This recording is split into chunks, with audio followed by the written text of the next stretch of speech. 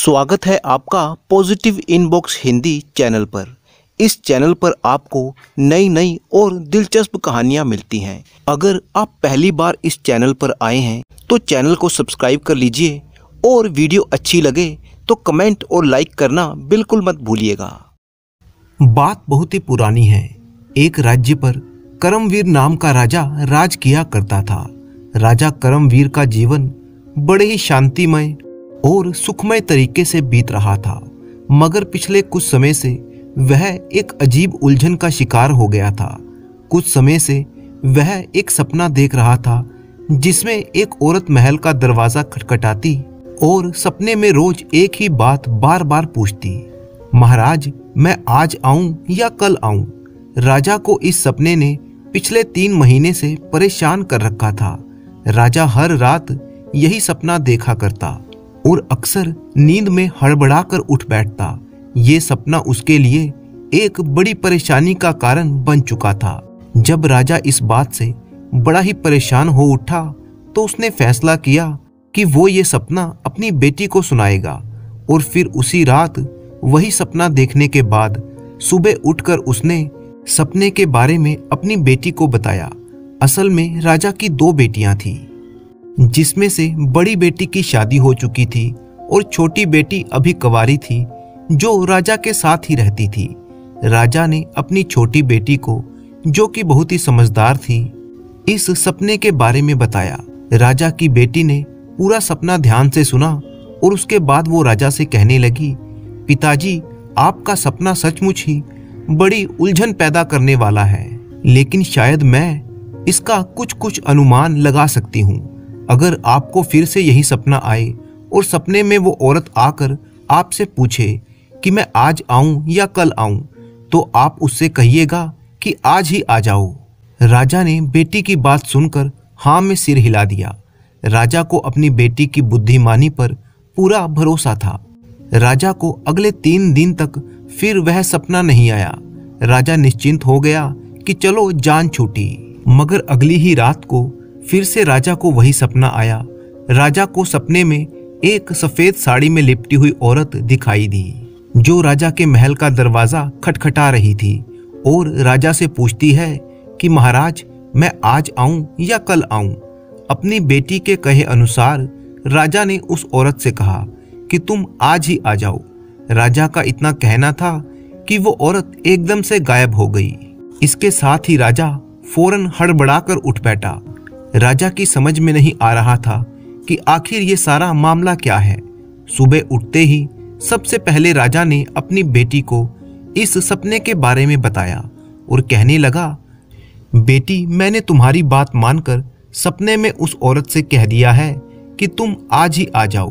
पिता की बात सुनकर बेटी ने कहा, पिताजी आपने जो भी कहा बिल्कुल ठीक किया।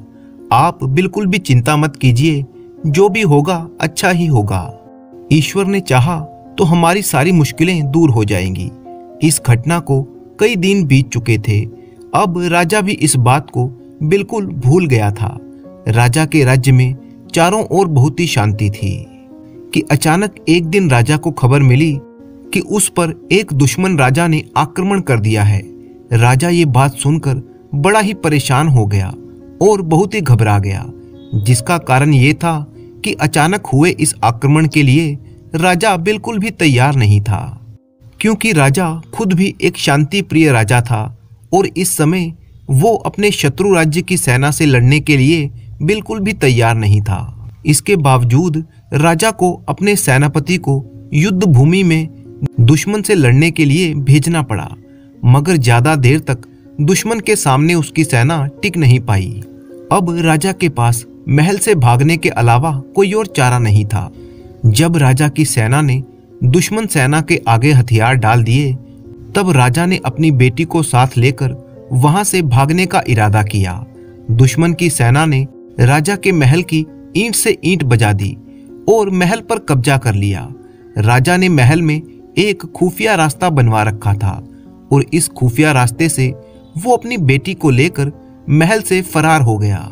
उस खुफिया रास्ता से होते हुए वो जंगल में जा निकले। राजा और उसकी बेटी इस समय बहुत ही दुखी थे।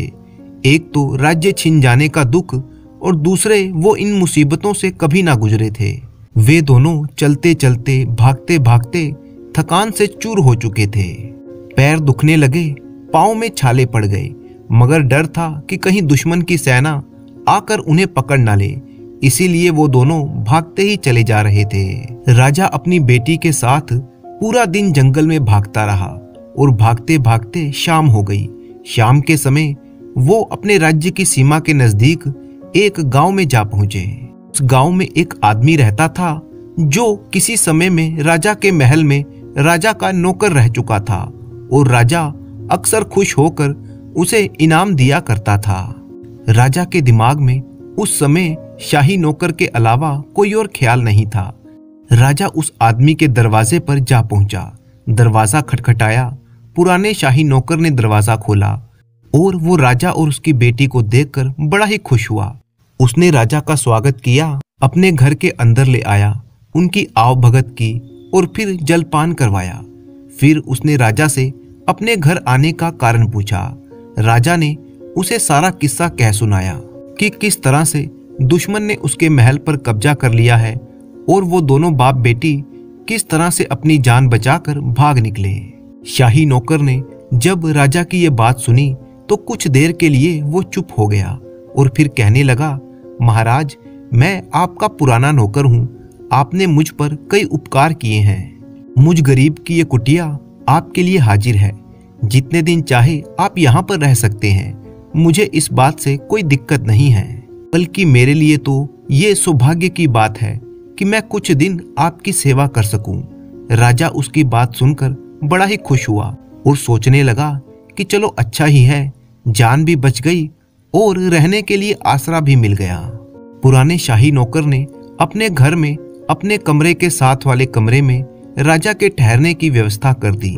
राजा की बेटी भी उसके साथ ही थी। रात के समय शाही नौकर ने राजा और उसकी बेटी के लिए खाने का इंतजाम किया। अपने पुराने नौकर के इस व्यवहार को देखकर राजा बड़ा ही प्रसन्न था। रात के समय जब राजा सोने के लिए गया तो उसे नींद नहीं आ रही थी। उसके दिमाग में कई विचार चल रहे थे। राजा को अपना महल और राजपाट याद आ रहा था। वो सोचने लगा कि कल तक मेरे आगे पीछे नौकर चाकर दास दासियां घूमते रहते थे, मेरी सेवा में हाजिर रहते थे। आज हालत ये है कि एक गांव में अपने पुराने नौकर के घर मैं पड़ा हूँ और उसी की दया पर गुजारा कर रहा हूँ। राजा के दिमाग में अभी ये विचार चल ही रहे थे कि तभी अपने साथ वाले कमरे से उसे कुछ आवाज सुनाई दी। राजा हैरान था कि रात के समय में ये कौन बातें कर रहा है। राजा का चौंकना अपनी जगह पर ठीक भी था। बातें करने की आवाज साथ वाले कमरे से आ रही थी। फिर राजा दीवार से कान लगाकर ध्यान से बातें सुनने लगा। आवाज से पता चला कि राजा का पुराना नौकर किसी से कह रहा था कि ये मुसीबत अब न जाने कितने दिन तक हमारे यहाँ पर रहेगी। ये अब राजा नहीं है बल्कि भिखारी हो चुका है। राजा को उसकी बात सुनकर बड़ा ही दुख हुआ। तभी जवाब में किसी औरत की आवाज सुनाई दी जो निश्चित ही नौकर की पत्नी की आवाज थी। वो कहने लगी, अगर ये भिखारी हो चुका है तो इसे घर में क्यों ठहरा रखा है। नौकर ने जवाब दिया, इस आदमी का मैंने नमक खाया है, इसके मुझ पर कई उपकार हैं, बस यही सोचकर मैंने इसे अपने घर में आसरा दिया है। पत्नी ने कहा, तो फिर इन्हें जल्दी से जल्दी 2-4 दिन में ही यहाँ से चलता करो। हम उनकी और मेहमान नवाजी नहीं कर सकते क्योंकि हम खुद भी बहुत तंगी में जीवन गुजार रहे हैं। बस बाबा, मैं इससे ज्यादा उनकी सेवा नहीं कर सकती। नौकर ने कहा, अरे भाग्यवान, कुछ सब्र से काम लो, इन्हें चलता करने में कुछ समय लगेगा। एकदम से धक्के देकर तो इन्हें नहीं निकाल सकता। 1-2 दिन की बात है, उसके बाद मैं कुछ ऐसा बहाना बनाऊंगा कि राजा को यहाँ से जाना ही पड़ेगा। राजा ने जब अपने पुराने नौकर और उसकी पत्नी की बातें सुनी तो वो बड़ा ही दुखी हो गया। ये वही नौकर था जिसे राजा छोटी छोटी बातों पर इनाम दिया करता था। अब वो गिरगिट की तरह अपना रंग बदल रहा था। राजा मायूस होकर बैठ गया। वो जानता था कि अब उसके बुरे दिन शुरू हो चुके हैं और ये पुराना नौकर भी उससे आंखें फेर रहा है। परंतु फिर उसने सोचा कि इसमें नौकर का कोई कसूर नहीं है, दुनिया इसी का नाम है। दुख के कारण राजा की आंखों में आंसू आ गए। उस रात वो सो नहीं पाया। सुबह उठकर राजा ने अपने नौकर से कहा कि मेरे भाई, अब मैं तुमसे अनुमति चाहता हूँ। तुमने मेरा बहुत ही ख्याल रखा, उसके लिए तुम्हारा बहुत धन्यवाद। चालाक नौकर ने कहा, क्या हुआ महाराज, आप इतनी जल्दी क्यों जा रहे हैं? 2-4 दिन और रुक जाते। क्या आपको मेरी मेहमान नवाजी पसंद नहीं आई या मेरी सेवा में कोई कमी रह गई? राजा ने मुस्कुराकर उसकी तरफ देखा और कहने लगा, नहीं भाई, ऐसी कोई बात नहीं है। तुमने तो मेरी खूब सेवा की है, बस अब मैं यहाँ रुकना नहीं चाहता। फिर राजा ने उससे कहा कि मुझे भेष बदलने के लिए कुछ कपड़े चाहिए होंगे, बस तुम उनका इंतजाम करवा दो, क्योंकि मैं यहाँ से हुलिया बदल कर जाना चाहता हूँ ताकि कोई मुझे पहचान ना सके। ये बात सुनकर नौकर मन ही मन में बड़ा खुश हुआ और सोचने लगा कि चलो अच्छा हुआ मेरी जान छूटी। अब ज्यादा दिन राजा को अपने घर में नहीं रखना पड़ेगा, कहीं ऐसा ना हो कि दुश्मन की सेना राजा को तलाश करते हुए यहाँ पर आ जाए और राजा के साथ साथ मुझे भी पकड़ कर ले जाए। नौकर ने राजा के लिए कपड़ों का इंतजाम कर दिया। राजा ने अपना भेष बदल लिया और फिर राजा और उसकी बेटी नौकर के घर से निकल पड़े। सफर करते करते वे लोग अपने राज्य की सीमा पर आ गए और फिर एक बड़े से नगर में जा पहुंचे। उस नगर का नगर सेठ राजा का बहुत ही अच्छा मित्र था। राजा ने सोचा क्यों ना उसी से सहायता ली जाए और राजा उसकी हवेली पर जा पहुंचा। राजा ने हवेली के दरबानों से कहा कि नगर सेठ से मुलाकात करनी है। जब राजा और उसकी बेटी नगर सेठ के सामने पहुंचे तो नगर सेठ राजा को पहचान ना सका, क्योंकि राजा ने अपना हुलिया बदला हुआ था। लेकिन राजा की बेटी को उसने पहचान लिया और फिर राजा ने सारी बात नगर सेठ को बताई। सारी बात जानकर सेठ ने राजा को अपनी हवेली में बड़े ही सम्मान के साथ ठहरने के लिए जगह दे दी। अपने इतने बुरे समय में अपने दोस्त नगर सेठ की आवभगत से राजा बड़ा ही खुश हुआ। नगर सेठ ने कहा, महाराज, मैं आपके अच्छे और बुरे दोनों वक्त का साथी हूँ। ये आपकी अपनी हवेली है, आप जितने दिन चाहे रहें। राजा को नगर सेठ का मेहमान बने हुए 1 सप्ताह बीत चुका था। राजा मन ही मन में बड़ा ही खुश था कि नगर सेठ उसकी दोस्ती का फर्ज अदा कर रहा था।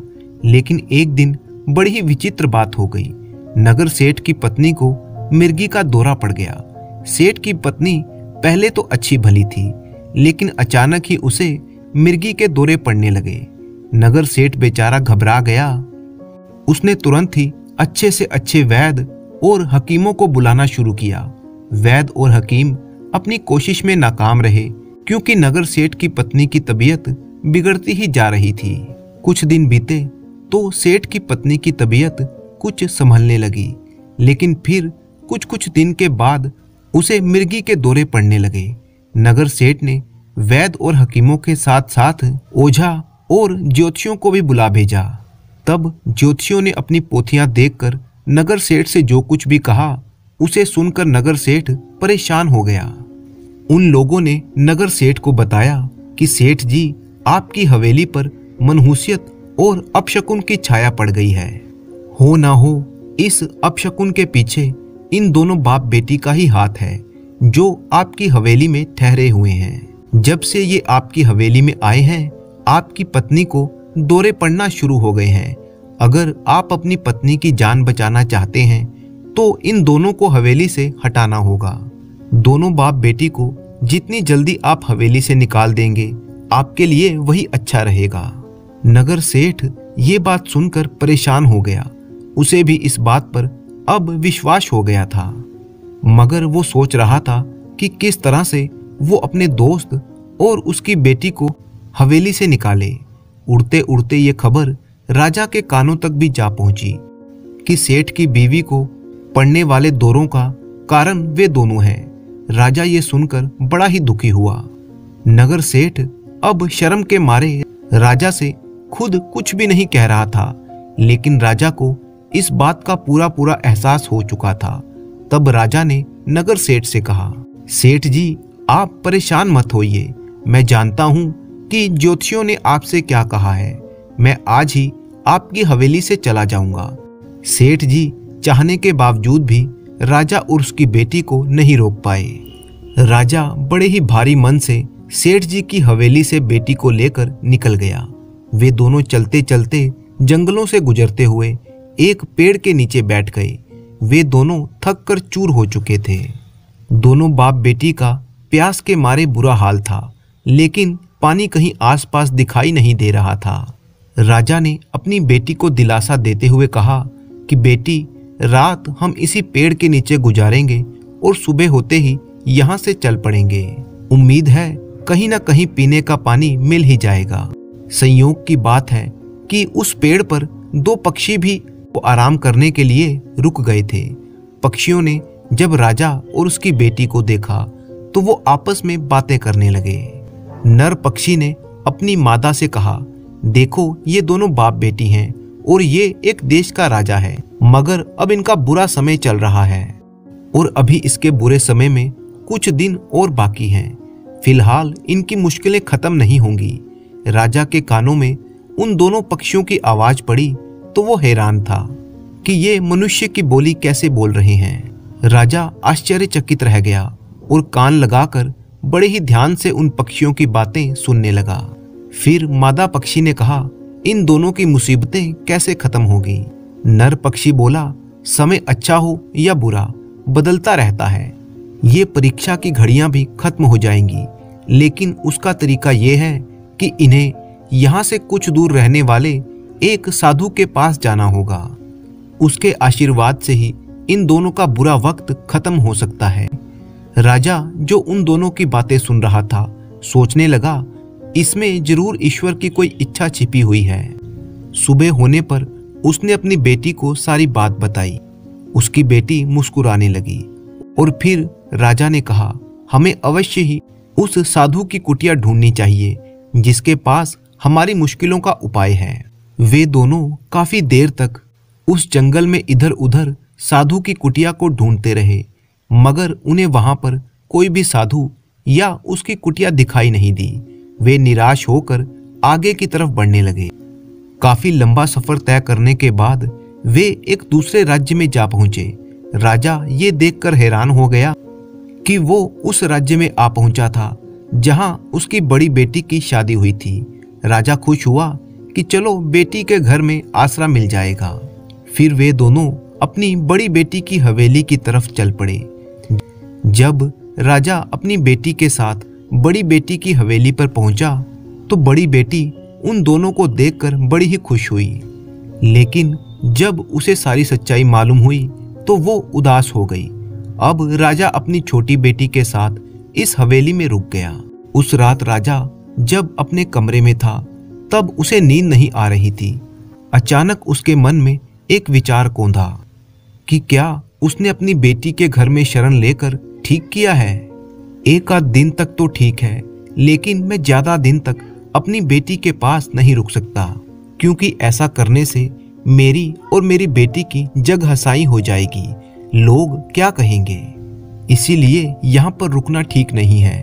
उसने फैसला कर लिया कि सुबह होते ही वो यहाँ से निकल जाएगा, परंतु उसे इस बात का भी पता था कि उसकी बड़ी बेटी आसानी से उसे यहाँ से जाने नहीं देगी। इसलिए राजा सुबह चुपचाप बिना किसी को बताए अपनी छोटी बेटी को लेकर हवेली से निकल गया।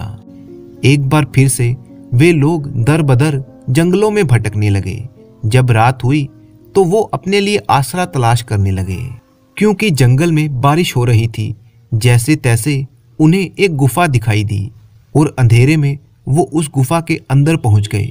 जब राजा ने कुछ ध्यान से देखा तो वो एक शेर की गुफा थी और शेर अंदर सो रहा था। ये देखते ही बादशाह ने अपनी बेटी को चुप रहने का इशारा किया और वे दोनों दबे पांव गुफा से बाहर आ गए। लेकिन उनके मन में इतना डर बैठ चुका था कि वे भागने लगे। उन्हें लगा कि कहीं शेर उठ बैठा और उनका पीछा न करने लगे। अब बारिश कुछ थमने लगी, परंतु वे लोग फिर भी भाग ही रहे थे। भागते भागते उनके पांव दुखने लगे। दौड़ते दौड़ते वो जंगल के एक ऐसे हिस्से में पहुंच गए जहां उन्हें एक झोपड़ी दिखाई दी। राजा को कुछ और समझ में नहीं आया। वो अपनी बेटी के साथ उस झोपड़ी के अंदर दाखिल हो गया।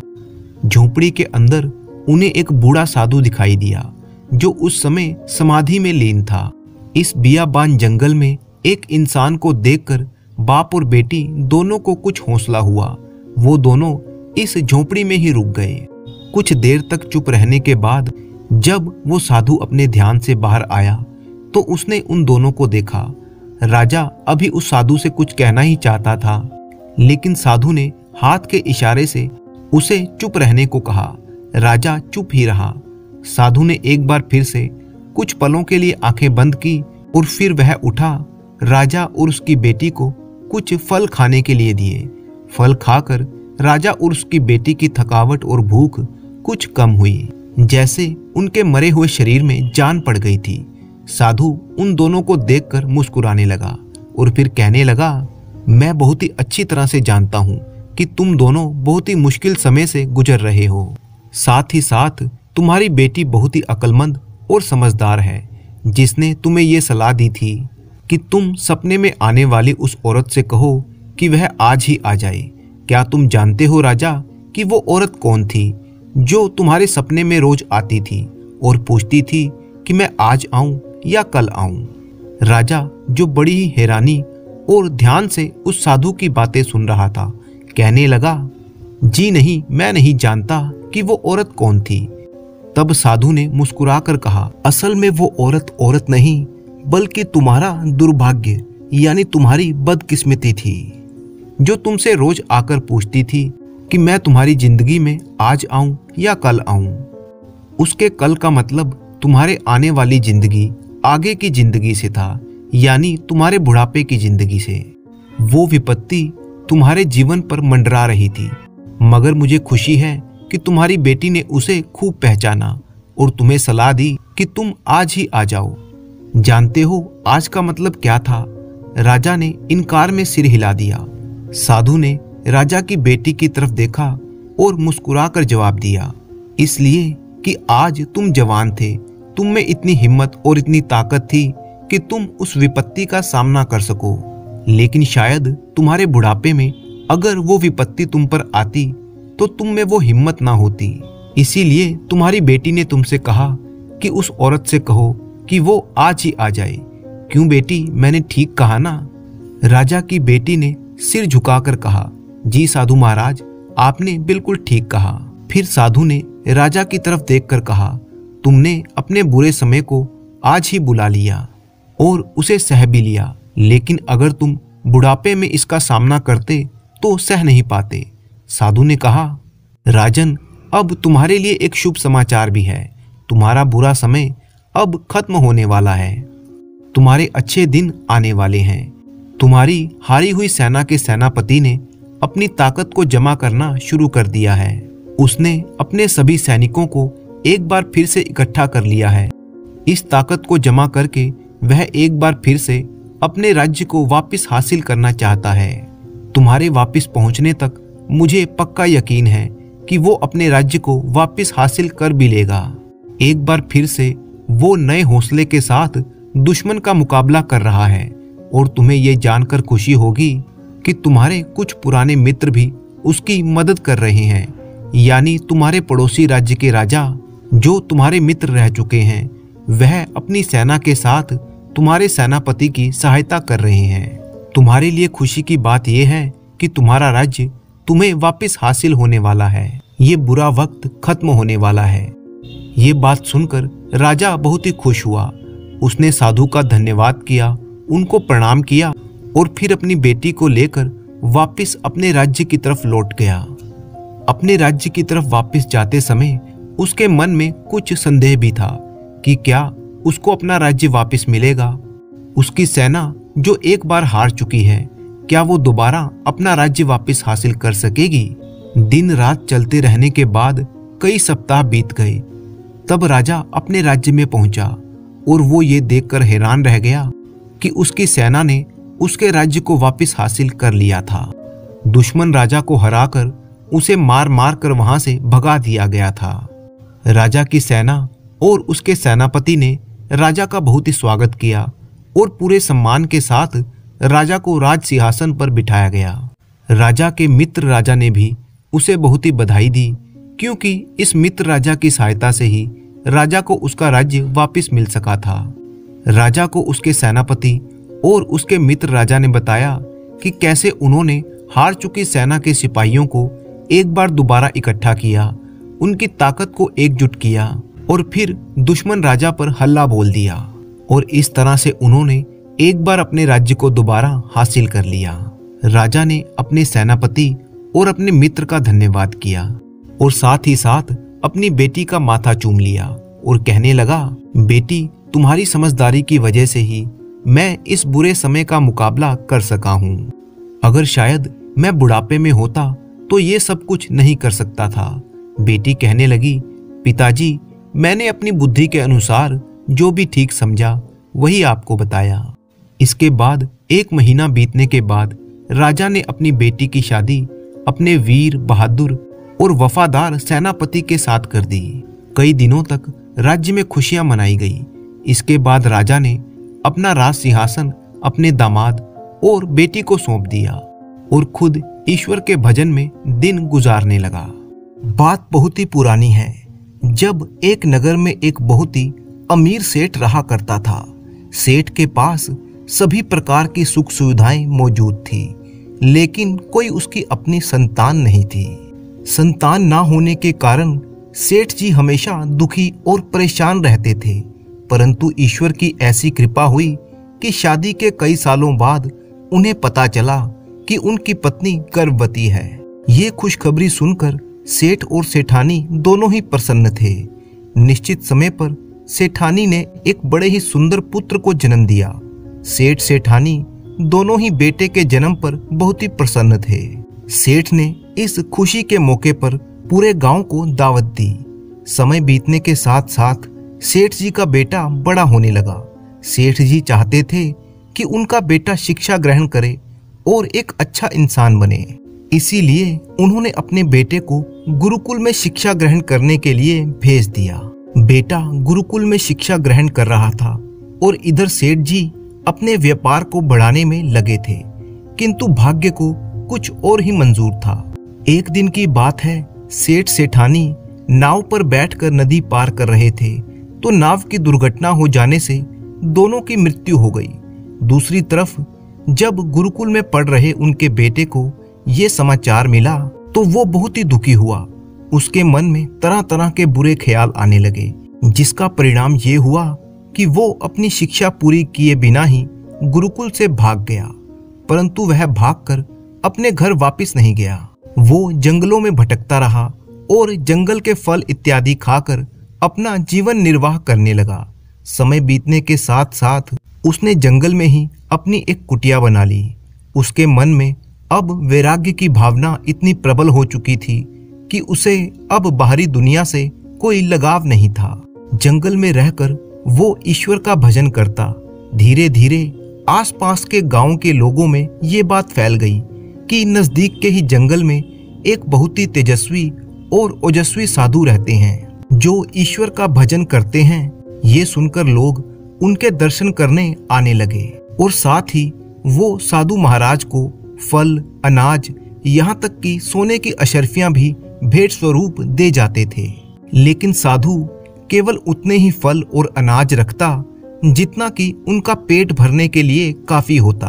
बाकी अनाज और फल वो गरीबों को बांट देता। और जहां तक बात है सोने की अशर्फियों की, साधु ने कभी उनको हाथ तक नहीं लगाया। देखते ही देखते साधु की कुटिया के बाहर अनाज, फल और अशर्फियों के ढेर लगने शुरू हो गए। लोगों की श्रद्धा साधु महाराज में बढ़ती ही जा रही थी। साधु अपने यहाँ पर आने वाले लोगों को उपदेश देते, उन्हें ईश्वर की राह पर चलने के लिए प्रेरित करते। साधु का संयम और वैराग्य देखकर लोगों की श्रद्धा उनके प्रति और भी बढ़ती जाती। एक दिन वो भी आ गया जब साधु महाराज की ख्याति नगर के राजा तक जा पहुंची। राजा को पता चला कि नजदीक के ही जंगल में एक बहुत ही सिद्ध और पहुंचे हुए साधु महात्मा रहते हैं जो अशर्फियों को हाथ तक नहीं लगाते। राजा ने फैसला किया कि वो साधु महाराज के दर्शन के लिए जाएंगे। फिर एक दिन राजा साधु महाराज की कुटिया में जा पहुंचे। साधु महाराज का तेजस्वी और ओजस्वी चेहरा देखकर राजा बहुत ही प्रभावित हुए।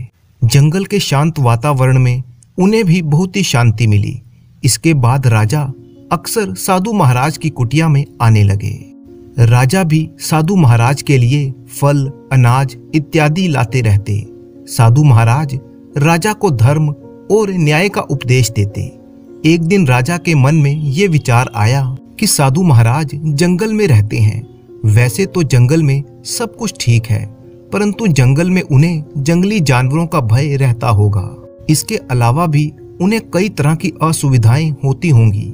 क्यों ना हम साधु महाराज को अपने महल में ही जगह दे दें। राजमहल में उनके लिए एक भवन का निर्माण करवा दें, जिससे कि हमें भी जंगल में नहीं जाना पड़ेगा और साधु महाराज भी कई तरह की दिक्कतों से बच जाएंगे। राजा अगले दिन जब साधु के दर्शन करने के लिए गए तो उन्होंने साधु महाराज से प्रार्थना की। साधु महाराज, मेरी आपसे प्रार्थना है कि आप मेरे महल में चलकर अपना स्थान ग्रहण कीजिए। मैं महल में आपके लिए एक अलग भवन का निर्माण करवाऊंगा, जहां पर आपके लिए सभी सुख सुविधाएं उपलब्ध होंगी। कृपया करके मेरी प्रार्थना स्वीकार कर लीजिए। साधु ने कहा, राजन, मैं एक तपस्वी और वैरागी हूँ। मुझे संसार के सुख और सुविधाओं का कोई लोभ नहीं है। मैं यहीं पर रहकर फल फूल खाकर ही गुजारा करता हूँ। इसीलिए मुझे क्षमा कर दीजिए, मैं आपकी विनती स्वीकार नहीं कर सकता। उस दिन तो राजा वहां से चला गया, परंतु उसके बाद वो अक्सर साधु से अपने महल में आकर रहने के लिए कहता रहता। एक दिन राजा ने साधु से फिर से कहा, महाराज, अगर आप मेरे महल में नहीं रहना चाहते तो मेरी प्रार्थना है कि आप मेरे महल के बाहर बने हुए बगीचे में अपना डेरा डालिए। वहां रहकर भी आप प्रभु की भक्ति कर सकते हैं। कृपया इस बार इनकार मत कीजिए। आखिरकार साधु महाराज राजा की बात मान ही गया और वह महल के बाहर बने हुए बगीचे में जाकर रहने लगे। वहीं पर उसने अपने लिए एक कुटिया भी बना ली। अब तो राजा प्रतिदिन साधु के दर्शन के लिए आने लगे। वे महल के बाहर बने हुए बगीचे में साधु से मिलने आते, उनसे उपदेश प्राप्त करते। राजा ने अपने महल के एक नौकर को खास तौर पर साधु की सेवा में नियुक्त किया। उसका काम था कि वो साधु महाराज के लिए भोजन की व्यवस्था करे। महल के बागीचे में आने के बाद भी साधु महाराज से मिलने आने वाले लोगों पर कोई रोक टोक नहीं थी। नगर के लोग अभी भी साधु महाराज से मिलने के लिए आया करते थे। उनका उपदेश सुनते। धीरे धीरे कुछ समय बीता। साधु महाराज का मन अब इस बगीचे में लग गया था। साधु महाराज की सेवा में लगाया हुआ नौकर उन्हें सही समय पर भोजन दे जाता। एक दिन की बात है, साधु महाराज की सेवा में जो नौकर लगा हुआ था वो एक जरूरी काम से छुट्टी लेकर अपने गांव चला गया। तब राजा ने रानी से कहा कि रानी जी, साधु महाराज की सेवा में जो नौकर लगा था वो तो छुट्टी पर गया है और मुझे भी राज्य के जरूरी काम से कुछ दिनों के लिए दूसरे राज्य में जाना है। इसीलिए साधु महाराज के भोजन की व्यवस्था आपको ही करनी होगी, क्योंकि मैं आपके सिवा किसी और पर विश्वास नहीं कर सकता। आप स्वयं अपने हाथों से भोजन बनाकर साधु महाराज की कुटिया में पहुंचवा दीजिएगा।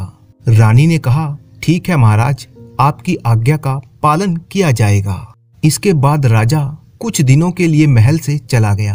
रानी प्रतिदिन अपने हाथों से भोजन बनाती और साधु की कुटिया में भिजवा देती। एक दिन भोजन के समय रानी ने भोजन तो तैयार किया, परंतु साधु की कुटिया में भोजन को भिजवाना भूल गई। इधर साधु महाराज भूख से व्याकुल हो उठे। उन्होंने फैसला किया कि वह स्वयं महल में जाकर भोजन लेकर आएंगे।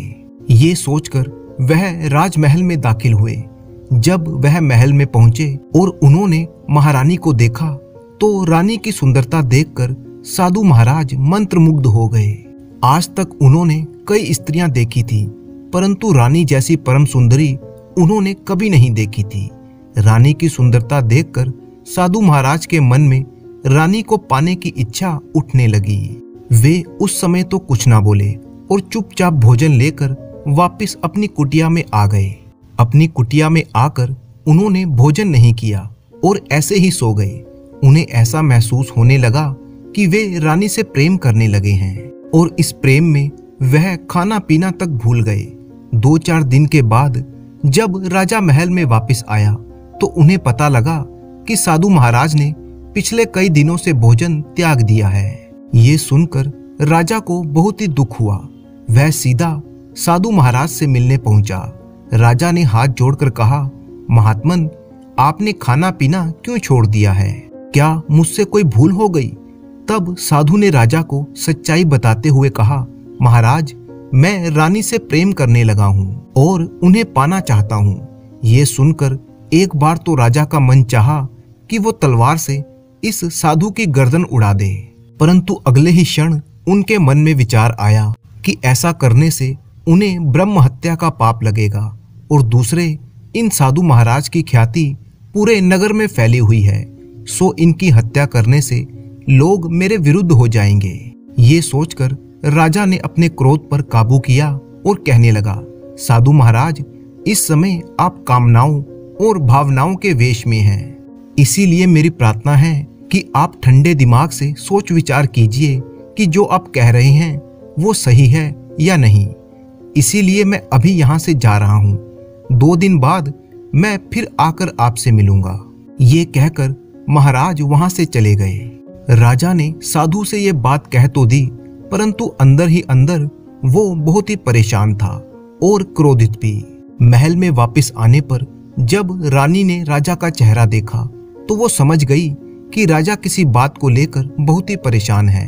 वो कहने लगी, महाराज, मैं देख रही हूँ कि आज साधु महाराज की कुटिया से वापस आकर आपका मन शांत नहीं है, बल्कि आप परेशान दिखाई देते हैं। इसका क्या कारण है, मुझे बताइए। राजा ने महारानी को सारी बात बता दी कि किस प्रकार जब साधु रानी से खाना लेने के लिए महल में आया तो वह रानी के रूप को देखकर रानी पर मोहित हो चुका है। ये सुनकर रानी को भी बहुत ही आश्चर्य हुआ कि ऐसा तपस्वी साधु किस प्रकार संसार की माया में फंस सकता है। परंतु कुछ सोचने के बाद उसने राजा से कहा कि महाराज, क्या आपने इस समस्या का कोई हल ढूंढा है? महाराज बोले, रानी, मेरी समझ में कुछ नहीं आ रहा। मैं साधु को मार नहीं सकता और इस महल से निकाल भी नहीं सकता, क्योंकि इससे जनता में विद्रोह की संभावना है। मेरी प्रजा इस साधु को बहुत मानती है। मुझे तो कुछ भी समझ में नहीं आ रहा कि मैं क्या करूं। तब रानी ने कहा, महाराज, मेरे पास इस समस्या का एक हल है, परंतु उसके लिए आपको मुझ पर पूरा विश्वास रखना होगा और मेरी इस योजना के अनुसार मेरा पतिव्रत धर्म भी नहीं टूटेगा और साधु महाराज भी सही रास्ते पर आ जाएंगे। राजा ने कहा, रानी, अगर ऐसा हो सकता है तो हम तुम्हारे बहुत ही आभारी रहेंगे। जहां तक तुम पर विश्वास करने की बात है, हमें तुम पर अपने से भी ज्यादा विश्वास है। तुम बताओ कि करना क्या होगा। तब रानी ने अपनी सारी योजना राजा को बताई। योजना के अनुसार अगले दिन राजा साधु महाराज की कुटिया में गया और हाथ जोड़कर कहने लगा, महात्मन, मैंने रानी से आपके बारे में बात कर ली है। वो आपके साथ आकर रहने के लिए तैयार है, परंतु उनकी एक शर्त है कि 1 सप्ताह तक आप रानी को स्पर्श तक नहीं कर सकते। वो 1 सप्ताह तक आपके पास रहेगी और उसके बाद ही रानी पर आपका कोई अधिकार होगा। इस 1 सप्ताह में आप रानी को छुएंगे तक नहीं। साधु महाराज की आंखों में चमक आ गई। उन्होंने बिना भी एक क्षण गवाए हामी भरते हुए कहा, मुझे रानी की सारी शर्तें मंजूर हैं। वो 1 सप्ताह तक मेरे पास आकर रहें, मैं उन्हें स्पर्श भी नहीं करूंगा। इसके पश्चात राजा वापस रानी के पास गया और उसे सारी बात बता दी। अगले दिन रानी बगीचे में बनी हुई साधु की कुटिया में आ गई। रानी को अपने सामने देखकर साधु महाराज मन ही मन में बहुत प्रसन्न थे। एक दिन बीतने के बाद रानी ने साधु महाराज से कहा, साधु महाराज, मैं आपके पास रहने तो आ गई हूँ और आपको मेरी शर्त भी मालूम है, परंतु परेशानी ये है कि मुझे कुटिया में रहने की आदत नहीं है। इसीलिए आपको मेरे लिए एक अच्छे से भवन की व्यवस्था करनी होगी। बताइए, आप ये कर सकते हैं? साधु महाराज ने कहा, अवश्य। और फिर साधु राजा के पास गया और राजा से एक भवन की व्यवस्था करने के लिए कहने लगा। राजा ने एक भवन की व्यवस्था अपने महल में ही करवा दी और फिर साधु और रानी उस भवन में जाकर रहने लगे। 2 दिन और बीत गए तो रानी ने साधु महाराज से एक बार फिर से कहा, साधु महाराज, ये भवन तो ठीक है, परंतु आपको मेरे लिए नौकर चाकरों की व्यवस्था करनी होगी, क्योंकि मैं काम करने की आदी नहीं हूँ। ये सुनकर साधु एक बार फिर से राजा के पास गया और राजा से प्रार्थना की कि उनके महल में नौकर चाकर भेज दिए जाएं। राजा ने बिना किसी देरी के अपने कई नौकर साधु के भवन में पहुंचा दिए। 1-2 दिन और बीते और अब 1 सप्ताह पूरा हो चुका था। इस पूरे सप्ताह में साधु ने रानी को छुआ तक नहीं था, परंतु इस बीते 1 सप्ताह में साधु महाराज ने अपने भक्तों से मुलाकात भी नहीं की थी। वो पूरा सप्ताह भवन में ही रहे। ना तो उन्होंने ईश्वर की भक्ति की और ना ही लोगों को उपदेश दिया। आज जब 1 सप्ताह पूरा हो गया तब साधु महाराज रात के समय रानी के पास गए और रानी का हाथ पकड़ने की कोशिश करने लगे। तब रानी ने हैरान होकर ऊंची आवाज में कहा, आप कौन हैं और मेरे भवन में क्या कर रहे हैं? साधु ने कहा, ये तुम क्या कहती हो रानी? हम वही साधु हैं जो तुम्हारे महल के बागीचे में रहते हैं। तुमने हमें वचन दिया था कि 1 सप्ताह के बाद तुम मेरी हो जाओगी। तब रानी ने कहा, नहीं साधु महाराज, आप वो साधु नहीं हैं जो महल के बागीचे में रहते थे। वो तो एक बहुत ही तपस्वी और वैरागी साधु था जो हमेशा ईश्वर की भक्ति में लीन रहता था, मोह माया के बंधनों से मुक्त था और अपने भक्तजनों को उपदेश भी देता था। परंतु मेरे सामने जो एक साधु खड़ा है वो तो मेरे रूप के मोहजाल में फंसा हुआ है। वो ईश्वर से दूर है और अपनी कामनाओं को पूरा करने के लिए किसी भी हद तक जा सकता है। साधु महाराज, अगर आप मुझे पाना चाहते हैं तो मुझे वही पुराने वाले साधु महाराज से मिलवाइए। साधु ने जब रानी की ये बातें सुनी तो वह शर्म से पानी पानी होने लगा। उसकी अंतरात्मा उसे धिक्कारने लगी। रानी ने आगे कहा, साधु महाराज, मैं जिस साधु महाराज को जानती थी वो लोगों को उपदेश देने वाले और उनकी भलाई चाहने वाले थे। विषय वासनाओं पर वो विजय पा चुके थे और एक महान पुरुष थे, परंतु आप वो नहीं हैं। आप तो स्वयं इस समय विषय वासनाओं में फंसे हुए हैं। रानी का कहा हुआ एक एक शब्द साधु महाराज के अंतःकरण पर चोट कर रहा था। उन्हें ऐसा महसूस होता था जैसे कोई चाबुक लेकर उनकी चमड़ी उधेड़ रहा हो।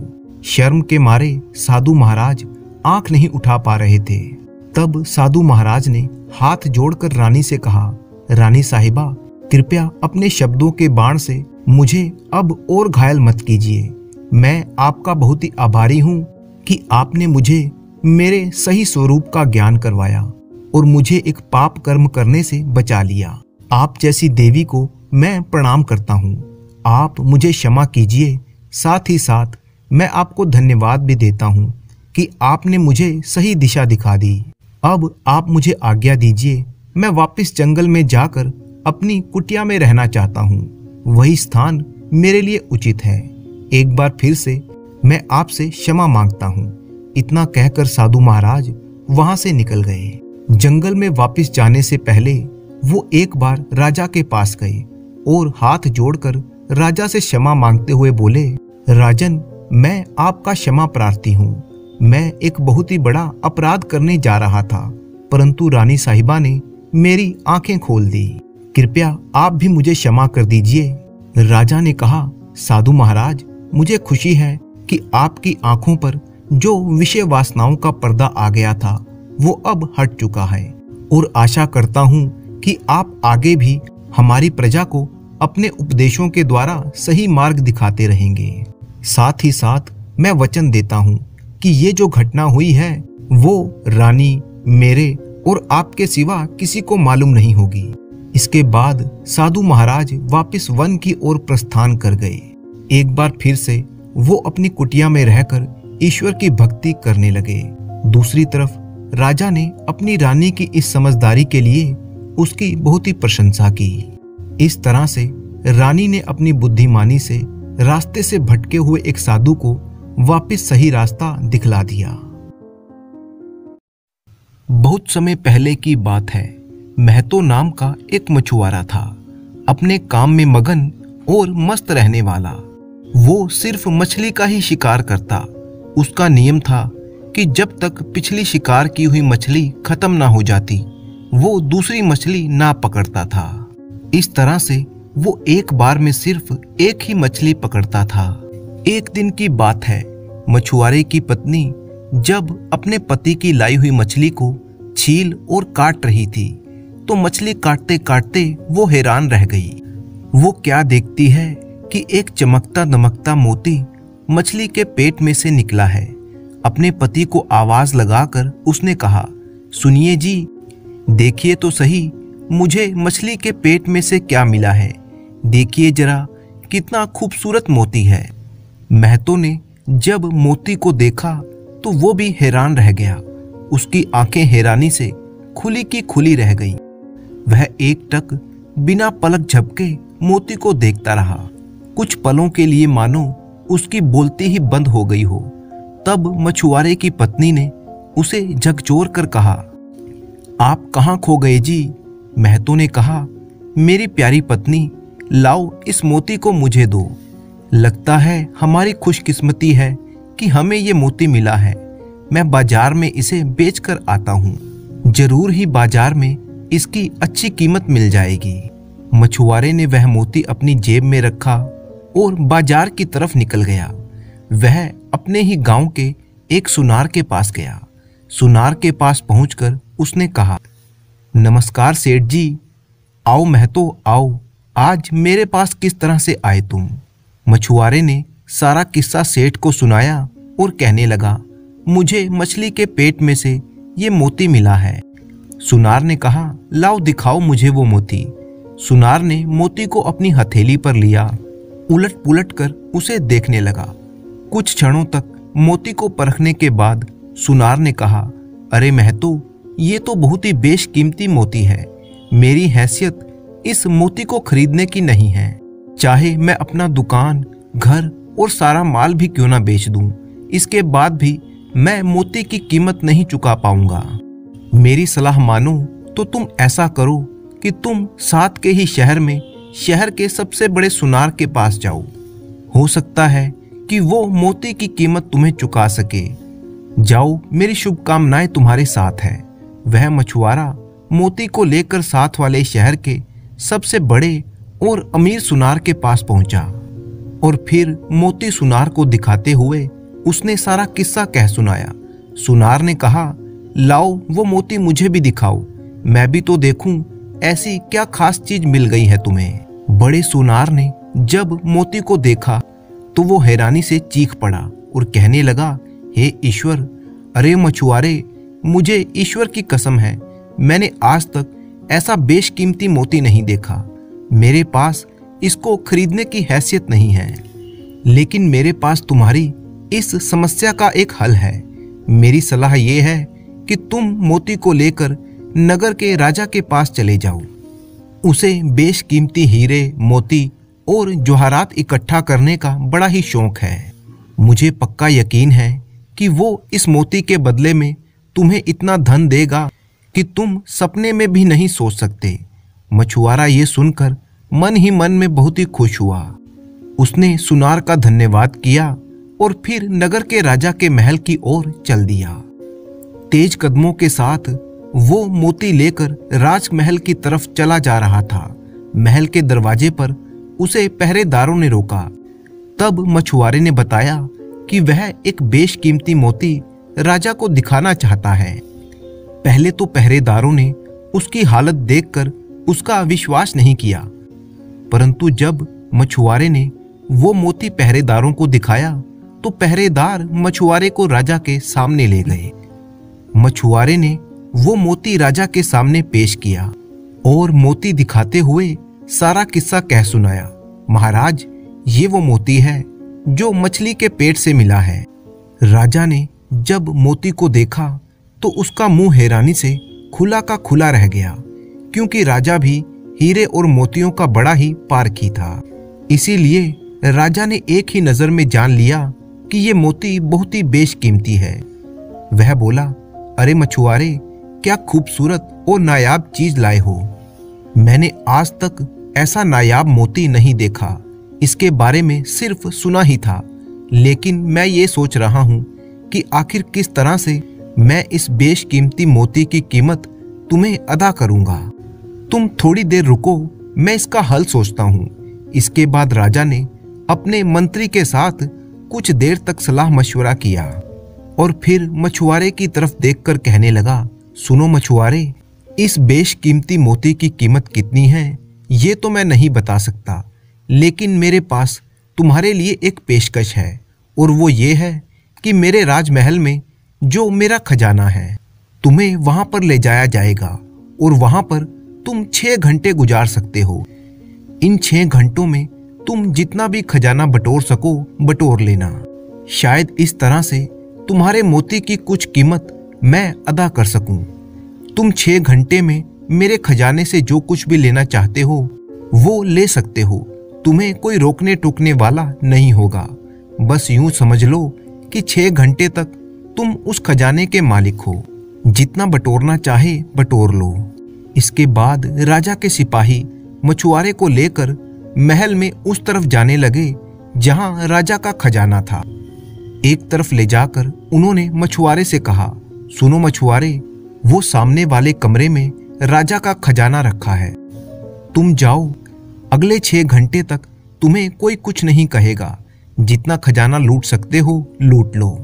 मछुआरे की खुशी का ठिकाना ना था। वह उस दिशा में चल पड़ा जिस दिशा में सैनिकों ने उसे इशारा किया था। खजाने वाला कमरा मछुआरे के ठीक सामने ही था। अभी मछुआरे ने कुछ कदम ही बढ़ाए थे, तभी उसकी नजर अपने बाईं तरफ पड़ी जहां एक बड़ा सा आलीशान कमरा था। कमरे का दरवाजा खुला हुआ था और उस कमरे में तरह तरह के लजीज पकवान सजे पड़े थे। ऐसा लगता था मानो कोई शाही दावत होने वाली थी। मछुआरे की नजर जब शाही पकवानों पर पड़ी तो वो एक पल के लिए रुक गया। पकवानों को देखकर उसके मुंह में पानी आ रहा था। मछुआरा अपने आप से कहने लगा, खजाने में बिताने के लिए 6 घंटे तो मुझ जैसे गरीब मछुआरे के लिए बहुत ही ज्यादा हैं। मैं इन 6 घंटों में आखिर क्या करूंगा? क्यों ना शुरुआत कुछ खाने पीने से ही की जाए।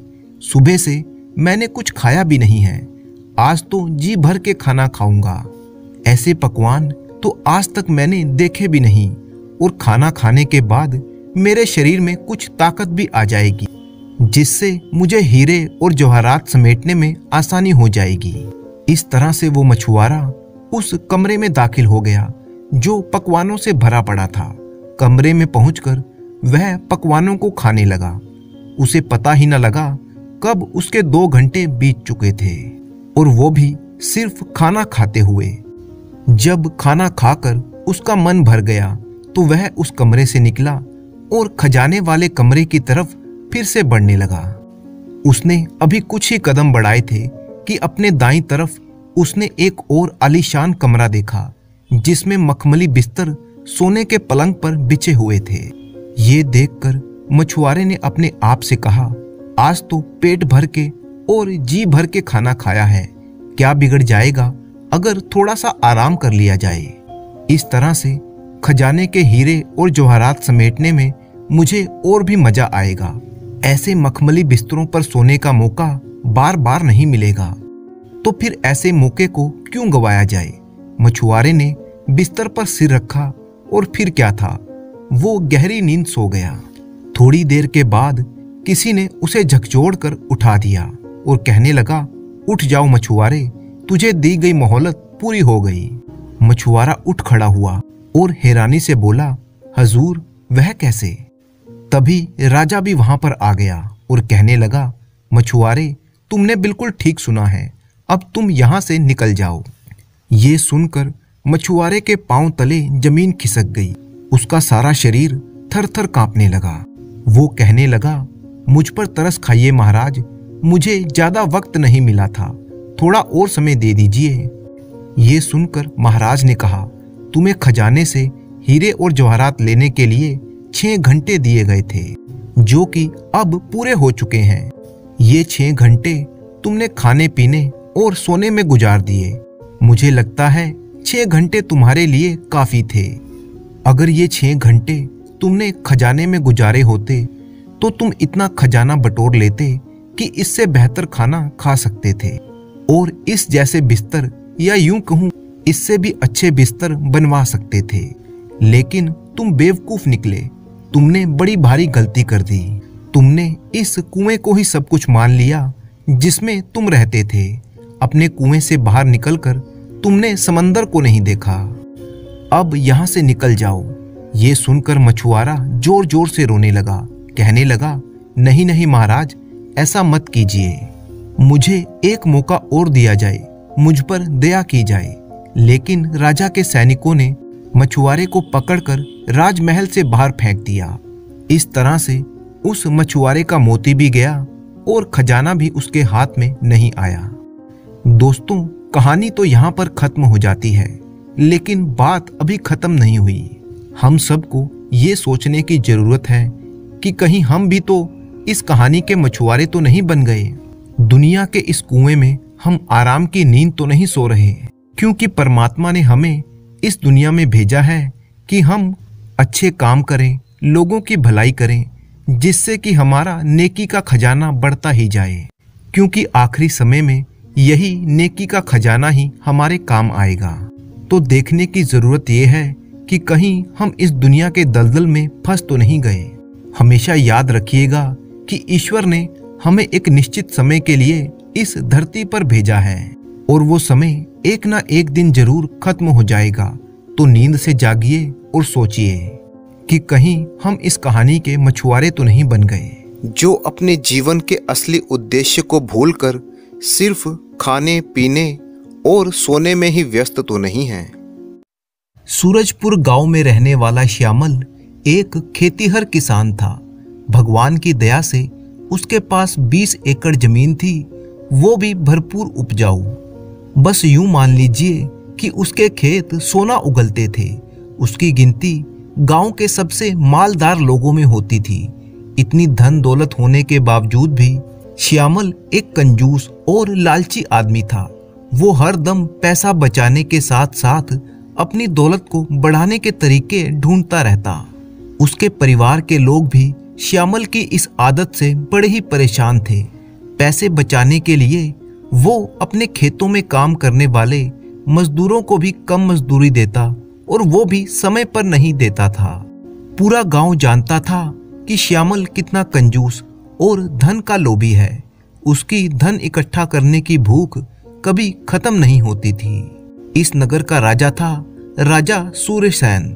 राजा सूर्यसेन वीर और पराक्रमी तो था, परंतु अपनी इस वीरता और बाहुबल का इस्तेमाल करके वो कई दूसरे राज्यों पर कब्जा कर चुका था। उसे अपने राज्य का विस्तार करने की इतनी प्रबल इच्छा थी कि वो अक्सर दूसरे राज्यों से युद्ध करने में व्यस्त रहता। इसके अलावा उसने अपने जीते हुए राज्यों की जनता पर भारी कर और लगान भी लगा रखा था, जिससे उसका खजाना बढ़ता ही जा रहा था। इस प्रकार कई युद्ध लड़ने के बाद उसको एक दिन थकावट सी महसूस हुई, तो उसने पहाड़ी क्षेत्र में जाकर घूमने का मन बनाया।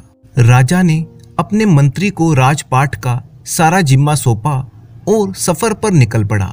राजा अकेले ही घोड़े पर सवार चलते चलते पहाड़ों पर पहुंच गया। वहां का मनोरम वातावरण देखकर राजा बहुत ही मंत्रमुग्ध हो गया। उन्हीं पहाड़ों में एक साधु रहता था।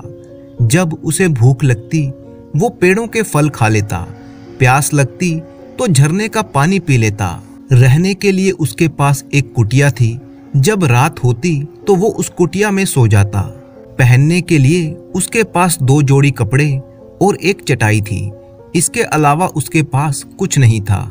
इस तरह से वो एक शांतिमय जीवन गुजार रहा था। वह अपने आप में खुश रहने वाला और ईश्वर की भक्ति में लीन रहने वाला था।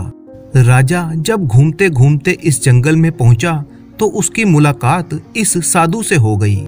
राजा ने देखा कि साधु का चेहरा खुशी से दमक रहा था। तो राजा ने इस खुशी का कारण जानना चाहा और वो साधु से कहने लगा, बाबा, आप इस बियाबान जंगल में अकेले रहते हैं, फिर भी इतने खुश नजर आ रहे हैं। दूसरी तरफ मैं हूँ, मेरे पास ढेरों दौलत, ऐशो आराम है।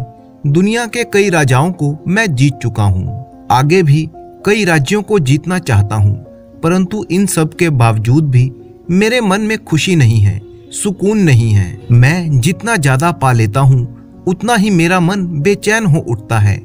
आखिर आपकी इस खुशी का क्या रहस्य है? साधु ने राजा की सारी बात सुनी, कहकहा लगाया, लकड़ी की खड़ाऊ पहनी और राजा से कहा, मैं इस बात का जवाब आपको आपके राज दरबार में ही दे सकता हूँ। राजा ने साधु को अपने घोड़े पर बिठाया और वापस अपने महल में आ गया। महल में पहुंचकर साधु ने राजा से कहा, महाराज, आप अपने नगर में से किसी ऐसे आदमी को पकड़कर लाइए जो सबसे ज्यादा जरूरतमंद हो। राजा ने तुरंत अपने वजीर को बुलाया और उसे आदेश दिया कि जल्द से जल्द नगर में से किसी जरूरतमंद आदमी को पकड़कर लाया जाए। राजा का आदेश सुनकर वजीर ने सैनिकों को बुलाया और उन्हें राजा के दिए हुए आदेश का पालन करने की आज्ञा दी। 2 सैनिक उसी समय राजा के महल से बाहर निकल आए और निकलते ही वे दोनों आपस में बातें करने लगे। एक ने कहा, अरे भाई, हमें क्या मालूम कि इस नगर में सबसे ज्यादा जरूरतमंद आदमी कौन है। अगर हम ऐसे ही ढूंढेंगे तो सुबह से शाम हो जाएगी, तब भी हम किसी जरूरतमंद आदमी को नहीं ढूंढ पाएंगे। हमें राजा के क्रोध का सामना करना पड़ेगा। तब दूसरे ने कहा कि मेरे पास एक तरकीब है। हम ऐसा करते हैं कि नगर में चलते हैं। नगर में घुसते ही हमें जो भी पहला आदमी मिलेगा उसी से पूछ लेंगे कि नगर में सबसे ज्यादा जरूरतमंद आदमी कौन है, और फिर दोनों सिपाही नगर में जा पहुंचे। अब किस्मत का करना ऐसा हुआ कि नगर में घुसते ही उन्हें सबसे पहले जो आदमी मिला वो कोई और नहीं बल्कि कंजूस किसान श्यामल था। सिपाहियों ने श्यामल को राजा का आदेश बताया और पूछने लगे कि क्या तुम बता सकते हो कि हमारे नगर में सबसे ज्यादा जरूरतमंद आदमी कौन है। श्यामल ने जब ये बात सुनी तो वो मन ही मन में सोचने लगा कि अवश्य ही राजा किसी जरूरतमंद आदमी को खूब सारा धन देना चाहते हैं, तो क्यों ना किसी और की बजाय मैं ही इन सिपाहियों के साथ चलूं। ये विचार आते ही श्यामल ने सिपाहियों से कहा, अरे भाई, क्या तुम नहीं जानते कि इस नगर में सबसे गरीब और जरूरतमंद आदमी तो मैं ही हूँ। ये सुनते ही सिपाही श्यामल को लेकर राजा के पास चल पड़े और उसे राजा के सामने पेश कर दिया। राजा के साथ साथ साधु भी दरबार में मौजूद था। साधु उठा और उसने राजा के कान में कुछ कहा। उसकी बात मानकर राजा ने आदेश जारी किया और श्यामल से कहने लगा, सुनो जरूरतमंद आदमी, तुम जाओ और मेरे राज्य में दौड़ लगाओ। सुबह से लेकर शाम तक दौड़ते दौड़ते तुम जितनी जमीन अपने कदमों से नाप सकोगे वो सब तुम्हारी हो जाएगी, मगर शर्त यह है कि जहां से भागोगे सूरज ढलने से पहले वहां पर वापस आना होगा। राजा ने श्यामल को आदेश दे दिया और फिर अगले दिन सुबह वे सभी लोग राजमहल के बाहर इकट्ठा हुए। राजा, साधु, दरबारी और श्यामल वे सभी वहां पर पहुंच गए। इसके बाद जमीन पर एक लकीर खींच दी गई। श्यामल को उस लकीर पर खड़ा किया गया। राजा ने इशारा किया और श्यामल ने दौड़ना शुरू कर दिया।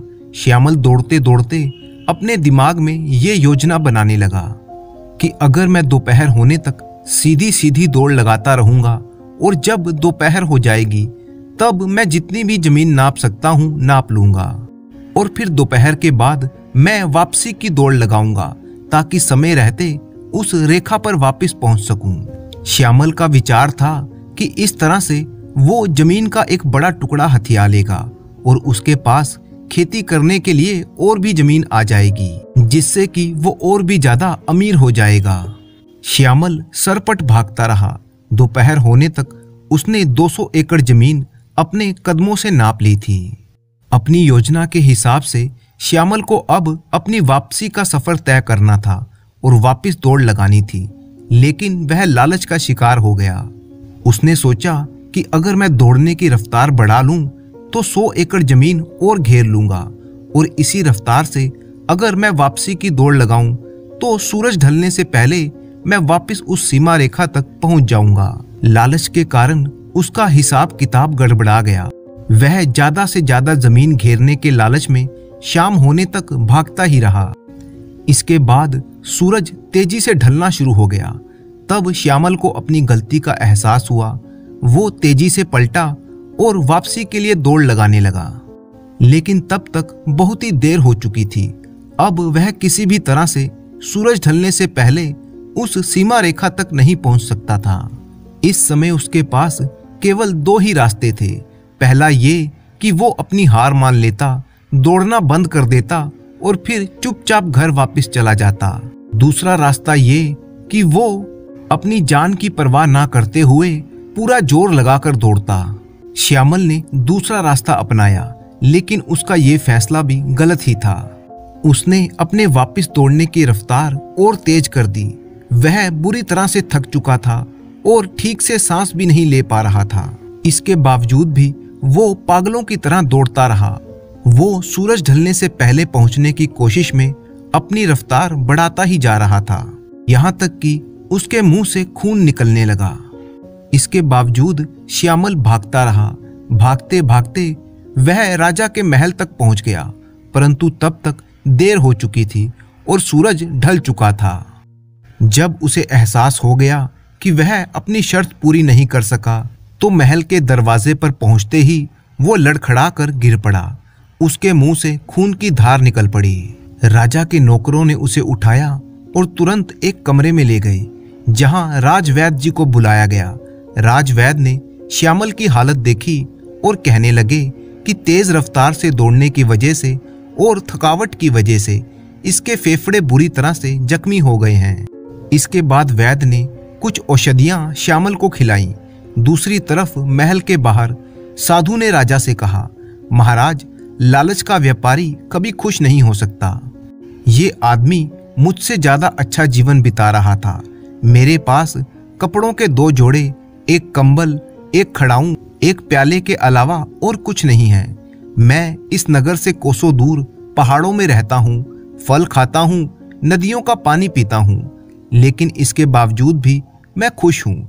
जबकि ये आदमी एक भरा पूरा किसान है, अच्छी दौलत का मालिक है, लेकिन इसकी तुलना में मैं अधिक खुश हूँ। जानते हैं क्यों? क्योंकि मैं लालच नहीं करता। जबकि ये आदमी जो इस समय बिस्तर पर पड़ा है और जिंदगी और मौत के बीच में झूल रहा है, मुझसे कई गुना ज्यादा मालदार है। उसके पास अपना मकान है, बीवी बच्चे, खेत खलियान है, सब कुछ है, लेकिन इसके बावजूद आज बिस्तर पर पड़ा है। जानते हैं क्यों? क्योंकि ये अपने अंदर के लालच को काबू में नहीं रख सका। ये पागलों की तरह अपनी इच्छाओं के पीछे भागता रहा। यह कभी किसी से धन पाने की कोशिश करता तो कभी अपने मजदूरों को पूरी मजदूरी नहीं देता। आज भाग्य ने इसका साथ दिया। आपके सिपाही इसे जरूरतमंद और गरीब समझकर पकड़ ले आए और आपने इसे जमीन घेरने की आज्ञा भी दी। परंतु जब यह जमीन पाने के लिए भागा तो इसके साथ साथ इसका लालच भी दौड़ रहा था। अगर ये समझदार होता और अपने लालच को काबू में रखता तो रुक जाता और सोचता कि जो जमीन हासिल कर ली है वो इसके लिए बहुत है, ईश्वर का धन्यवाद करता, तो शायद आज इतनी जमीन का मालिक होता कि अपनी जिंदगी खुशी से गुजार सकता था। लेकिन लालच के घोड़े से ये उतर नहीं पाया और भागता ही रहा, यहाँ तक कि लालच ने इसे मौत के मुंह तक पहुंचा दिया। साधु ने एक लंबी सांस ली और कहने लगा, महाराज, लालच और खुशी ये दोनों एक साथ नहीं रह सकते।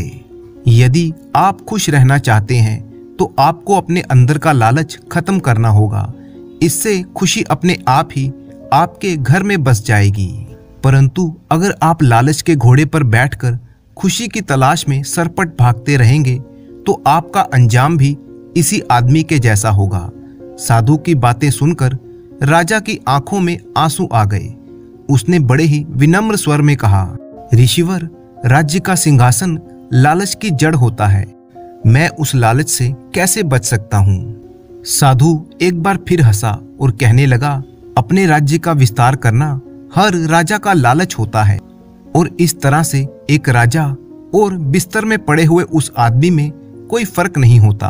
आप अपने खजाने को बढ़ाने की बजाय उसमें जमा हुए धन को बांटना शुरू कर दीजिए, फिर देखिए आपको कितनी खुशी मिलेगी। तो दोस्तों, अपने दोस्त राणा मंजीत सिंह को अनुमति दीजिए ताकि अगली बार आपके लिए एक बार फिर से एक बेहतरीन कहानी ला सकूं। आप सभी को मेरा नमस्कार।